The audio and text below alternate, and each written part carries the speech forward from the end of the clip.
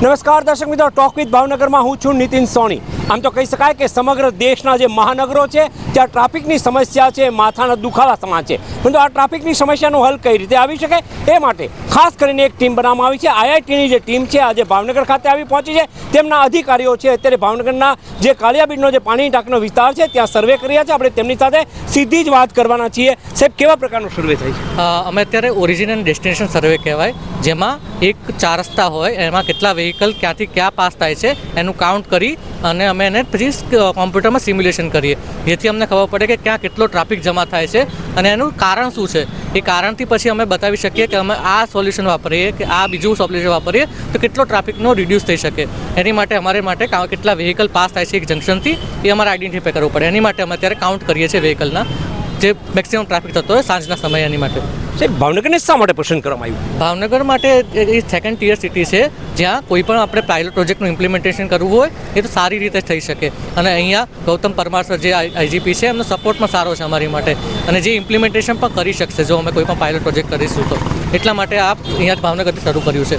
સાહેબ, ખાસ કરીને ભાવનગરમાં અત્યારે આપ પાણી ટાંકી વિસ્તારમાં ઊભા છો, આપ અહીંયા મહાનગરોમાં પણ જવાના છો, ખાસ કરીને ભાવનગરમાં અત્યારે જે આપ સ્થિતિ ઊભા છો કેવું લાગે છે? અત્યારે અહીંયા અમુક જગ્યાએ ટ્રાફિકનો પ્રોબ્લેમ વધારે છે, કારણ કે અહીંયા સિગ્નલ અને જે પણ છે એ ઓછા છે પ્રમાણમાં બીજા સિટી કરતાં, જે એની લીધે જે સાંજના સમયનો ટ્રાફિક છે એ વધારે થઈ શકે છે। એટલા માટે અહીંયા કેવી રીતે આપણે અલગ અલગ જે ઇમ્પ્લિમેન્ટેશન કરી શકીએ એની માટે સોલ્યુશન સ્ટ્રેટેજી અમે વિચારવાના છીએ, જે બેક બાય હશે કે સિમ્યુલેશન સોફ્ટવેર અને મશીન લર્નિંગથી। નિરાકરણ ક્યારે આવી શકે, કેટલા સમયમાં શું થઈ શકે? હજી કંઈક ના શકીએ અમે, કારણ કે અમે અત્યારે આનું સર્વે કરી અને એનું સ્ટડી કરશું, અને સ્ટડી કર્યા પછી અમે આઈજીપી સાથે ડિસ્કશન કરી અને એનો એક સોલ્યુશન ફ્રેમવર્ક પ્રોવાઈડ કરશું, જેમાં કયા સોલ્યુશન પ્રોવાઈડ કરી શકે એનો અમે એક અહેવાલ આપીશું, અને એની પછી અમે એને ડિપ્લોયમેન્ટ સ્ટેજ પર લઈ શકીશું। દર્શક મિત્રો, આ તો આઈઆઈટીના અધિકારીઓએ બહુ સ્પષ્ટપણે કીધું છે જે પ્રકારે ભાવનગરને પસંદ કરવામાં આવ્યું છે। કહી શકાય કે ભાવનગરમાં ટ્રાફિકની સમસ્યા તો છે, બહુ જૂનો પ્રશ્ન છે, પરંતુ વર્તમાન સ્થિતિ જે વાત કરવી છે, આઈજીપી શ્રી ગૌતમ પરમાર છે એમની સાથે જે પ્રકારે વાત થઈ છે અને એ મુજબ આજે અહીં સર્વે થઈ રહ્યો છે। ભાવનગરના ટ્રાફિકની સમસ્યા હલ કરવા માટે તંત્ર છે અડગ બન્યું છે, ત્યારે કહી શકાય કે આગામી દિવસોમાં શહેરીજનો માટે જે માથાનો દુખાવો સમાન જે ટ્રાફિકની સમસ્યા છે એ હલ થશે તે નિશ્ચિત છે। ભાવનગર શહેરમાં ટ્રાફિકની સમસ્યા હલ કરવા માટે જે પ્રકારે સરકાર દ્વારા અભિગમો અપનાવાતા હોય છે, અને ખાસ કરીને ભાવનગરના પોલીસ તંત્રને સાથે રાખીને આઈઆઈટીના જે અધિકારીઓ છે આજે પાણીની ટાંકીનો વિસ્તાર છે ત્યાં ચેકિંગ માટે આવ્યા છે। કેટલા પ્રમાણમાં અહીંથી વાહન પસાર થશે એ સમગ્ર માહિતી એકઠી કરશે, અને ત્યારબાદ ભાવનગરની ટ્રાફિક સમસ્યા કેમ હલ થશે તે માટે પ્રયત્નો હાથ ધરવામાં આવશે। આપણી સાથે સિટી ડીવાયએસપી આર સિંઘાસજી જોડાયા છે, આપણે તેમની સાથે વાત કરીશું। સાહેબ, કેવા પ્રકારનો સર્વે ચાલી રહ્યો છે?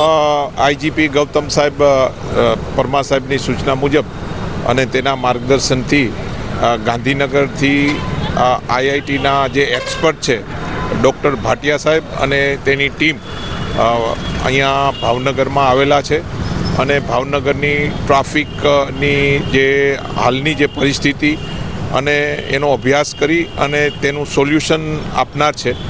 તો આ ટીમ જુદી જુદી જે ટ્રાફિક કન્જેસ્ટેડવાળા એરિયા છે તેનો સ્ટડી કરવાના છે, અને બાદમાં તેનું ભાવનગરને એક સોલ્યુશન આપનાર છે।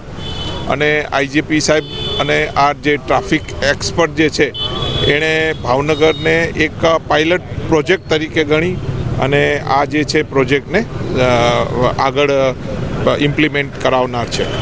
ખાસ કરીને ભાવનગરમાં કહી શકાય કે આ પાયલોટ પ્રોજેક્ટ છે, પરંતુ જે પ્રકારે ટ્રાફિકની સમસ્યા છે હલ થવી જોઈએ આમ જનતા પણ માની રહી છે, ત્યારે કહી શકાય કે પોલીસ વિભાગ છે એલર્ટ થયું છે। ટ્રાફિક પોલીસ સહિતનો જે કાફલો છે આજે અહીં કાલિયાબીડના જે પાણી ટાંકીનો વિસ્તાર છે તે આવી પહોંચ્યો છે।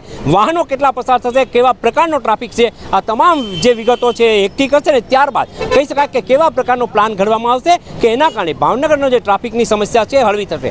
ફરી મળીશું એક નવા વિષય સાથે, ત્યાં સુધી રજા આપશો।